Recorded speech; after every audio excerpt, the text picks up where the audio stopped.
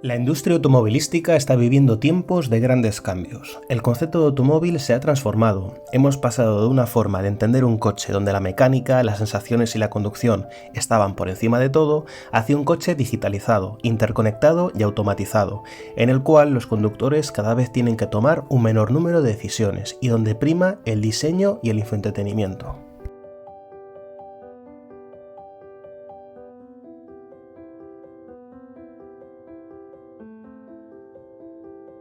El Mercedes W123 es fiel representante de la vieja escuela, del coche hecho para toda la vida, el perfecto ejemplo del mejor hacer alemán capaz de desafiar a las mismísimas leyes de la física. Su joya está debajo del capó. Este 5 cilindros es, probablemente, el motor diésel para automóvil más robusto jamás fabricado. 800.000 kilómetros recorridos le respaldan.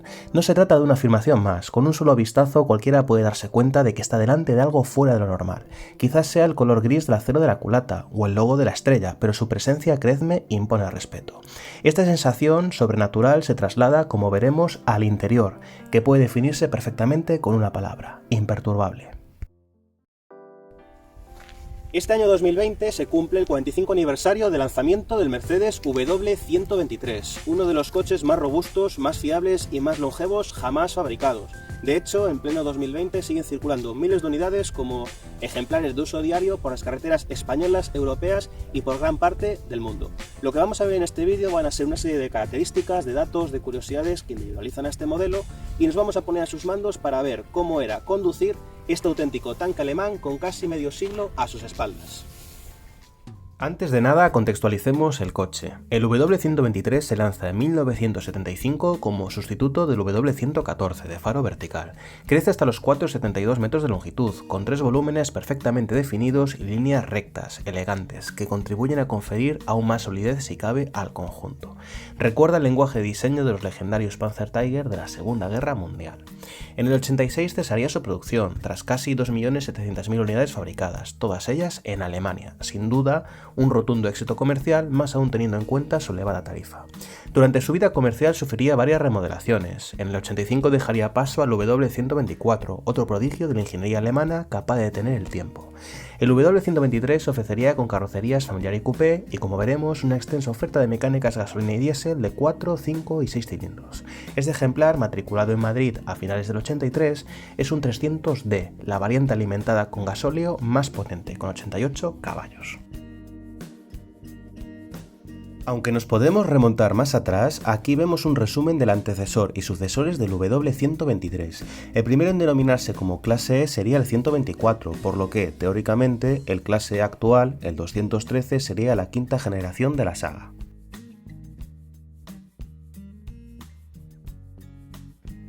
Podemos distinguir dos variantes de la versión 300D, aquellas producidas entre el 76 y el 79 con 3.005 centímetros cúbicos y 80 caballos, y las fabricadas del 79 al 85 con un bloque de 2.998 centímetros cúbicos y 88 caballos, en ambos casos con 5 cilindros en línea y disposición longitudinal, ya que todos los W123 son tracción trasera. Las prestaciones le valieron el calificativo de berlina diésel rápida.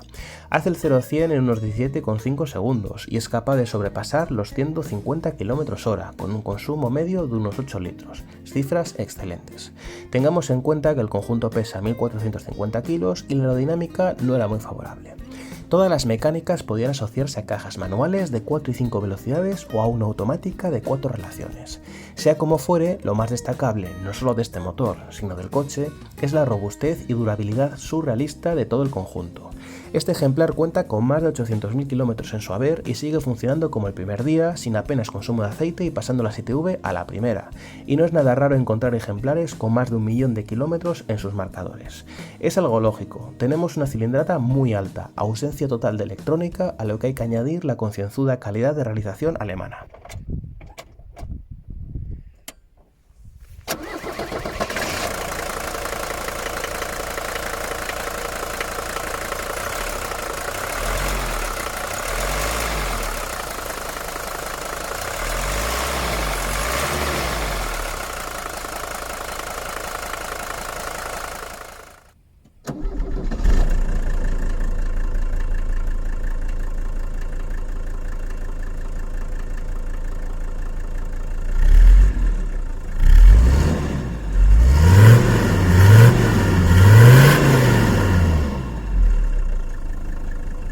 En la segunda mitad de la vida comercial del W123, los propulsores se revisan entregando más potencia. En gasolina tenemos opciones de 4 y 6 cilindros, alimentadas por carburador o inyección electrónica.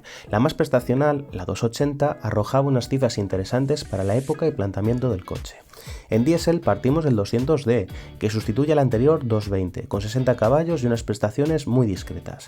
Continuamos con el abundante 240, entregando unos razonables 72 caballos, para seguir con el 300, que con 155 km/h de punta podía calificarse en su momento como una berlina diésel rápida y respetable. El tope lo ocuparía la versión 300 turbodiesel, que, paradójicamente, se vendería en exclusiva en el mercado norteamericano. En los 80 sería el diésel sobrealimentado de producción en serie más potente del mundo. A diferencia de un coche actual donde tenemos centralitas, plásticos que recubren absolutamente todo y en general que no podemos ni meter la mano para cambiar unas bombillas, y eso en el caso de que podamos hacerlo, este Mercedes W123, como muchos otros coches de la época, tienen todo a mano. Batería a golpe de vista, filtro de aire a golpe de vista también, sencillísimos de sustituir y de reparar simplemente quitando estas grapas. Tenemos la admisión también a golpe de mano, tenemos toda la escasa instalación eléctrica de este coche también a la vista, y en general podemos hacer un mantenimiento y una revisión e inspección del vehículo muy fácil, sin tener grandes conocimientos, sin necesidad de ser mecánicos. Justo lo contrario que se está pretendiendo o que se puede hacer en un coche actual. Esto supone que nosotros mismos, sin necesidad, como comento, de ser expertos en la materia, de ser mecánicos o de ser ingenieros, podemos hacer muchas operaciones de mantenimiento básico o simplemente tener un control detallado del vehículo en sí. Otro detalle más del buen hacer, de la forma de fabricación de hace 30-40 años, es que, fijaros, las cosas se atornillaban. Hoy día muchas cosas van con grapas, medianamente mal soldadas, pero antes, al menos en este W123, las cosas funcionaban a base de tornillos. Nada de grapas plásticas, ni anclajes baratos, nada de eso. Decir que la calidad de cualquier componente del interior es exquisita no es ninguna novedad, pero hay una cosa que me llama mucho la atención, y eso es el enorme tamaño del volante. Y es que a pesar de que este 300D cuenta con dirección asistida, es increíblemente grande, algo que condiciona en gran medida la experiencia de conducción. Su diámetro es de nada menos de 41 centímetros, y más que por diseño, en mi opinión es una herencia de modelos anteriores que carecían de asistencia y que así precisaban de volantes de mayores dimensiones, para poder mover el coche con menos esfuerzo. A los mandos del W123 te sientes como el patrón de un barco, involucrándote mucho en la conducción. El cuadro está presidido por el velocímetro, tarado hasta 180 km/h, y donde el cuentakilómetros le haría falta un dígito más, ya que no es raro encontrar unidades con más de 1 millón de kilómetros. Hace 40 años el cuentarevoluciones en los diésel era una rara avis, incluso se ofrecían como extra a pagar aparte. A la izquierda tenemos el aforador del combustible, el termómetro de líquido refrigerante y un útil manómetro de la presión del aceite. El contacto no se encuentra en la columna de dirección, sino un poco más arriba, como podéis ver. Por lo demás, el ajuste y la calidad de realización de todos los materiales son sencillamente exquisitos. La llave la tenemos aquí a la derecha del volante, un poquito más arriba. Como habéis podido ver, no tenemos palanca a la derecha del volante para limpiar parabrisas, sino que todo se aglutina desde la izquierda, algo muy común de los Mercedes. En este caso, una caja de 5 velocidades. La quinta velocidad, hace 30-40 años, era también un elemento, digamos, de lujo. No todos los coches la tenían y, de hecho, sobre todo como anécdota, en algunos Renault se anunciaba en los portones traseros la quinta velocidad. Era, digamos, algo distintivo. Una vez arrancamos el coche, que tiene un tiempo de precalentamiento bastante bueno para ser un diésel de la época que es, escuchamos el bramido, el rugido de los 5 cilindros y de que estamos ante un motor de ciclo diésel de forma muy evidente. De todas formas, la cantidad de vibraciones que llega adentro, la sonoridad, es realmente excelente para tratarse de un coche de hace 35, 40, 45 años. Es realmente encomiable. Como podéis ver, el salpicadero permanece en su sitio, no como en otros vehículos diésel que vibra y que traquetea todo. En ese sentido, el confort no se ve muy perjudicado porque el aislamiento acústico, el aislamiento también térmico es bastante reseñable. Al igual que ocurre en otros Mercedes, el freno de mano no es la típica palanca situada entre los asientos, sino que es de pedal. Para accionarlo pisamos con el pie, mientras que para liberarlo tiramos de este pulsador. Es algo curioso que también tienen otros coches, como los Citroën DS y XM, y que ayuda a liberar espacio en la consola central. El W123 era un modelo extraordinariamente caro y los extras podían encarecer la factura fácilmente hasta un 50%. Aquí podemos ver una comparativa de precios de 12 modelos de la época. Un Golf diésel de 50 caballos costaba unas 600.000 pesetas de entonces, 3.600 euros al cambio. Un Audi 100 rozaba el millón y el exótico Oldsmobile lo superaba a más de 100.000 pesetas. La palma se la lleva el W123, un 40% más caro que modelos equiparables como el Peugeot, el Audi o el Citroën CX. Por esa razón fueron muchos los propietarios que lo adquirieron cuando este coche tenía 10, 15 años, porque en ese momento el precio de adquisición era realmente prohibitivo.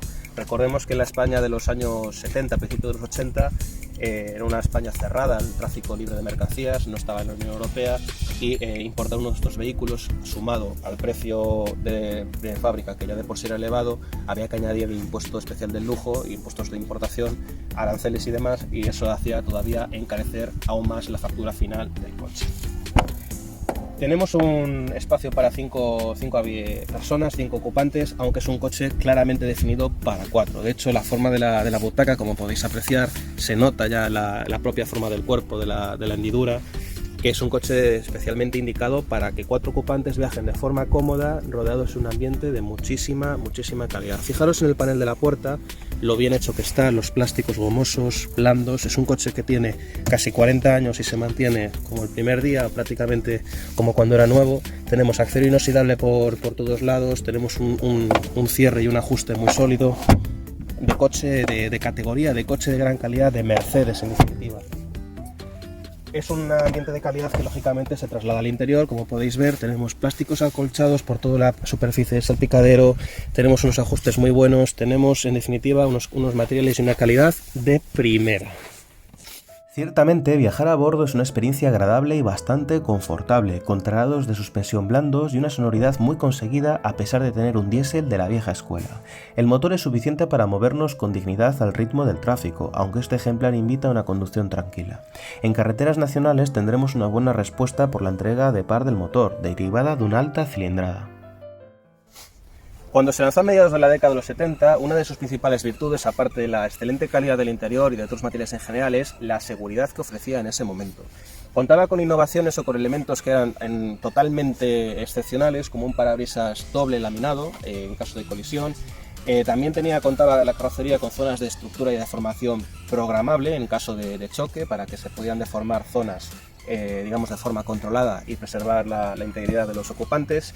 Y también contaba con elementos opcionales un poquito más adelante, a mitad de su vida comercial, como el ABS como extra de forma opcional, o elementos incluso como un airbag del conductor, que también montaría el W116 y el W126, es decir, la segunda y tercera generación de la clase S. Extras que son, dicho también de paso, muy poco habituales porque suponían un sobreprecio muy elevado, y por esa razón es bastante raro, bastante poco común poder encontrarlo solo un ejemplar en la actualidad. Ya no volverán a hacerse coches como el W123.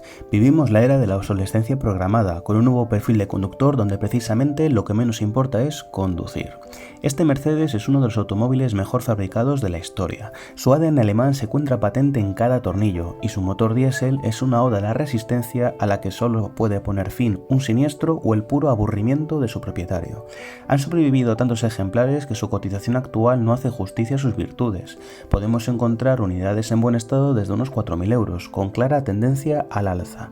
Sin duda es un clásico con todas las letras y uno de los modelos de la marca más importantes y emblemáticos de siempre. Dale a like si te ha gustado el vídeo, recuerda que tienes más clásicos de otras marcas en el canal y no olvides suscribirte para próximas entregas. Un saludo.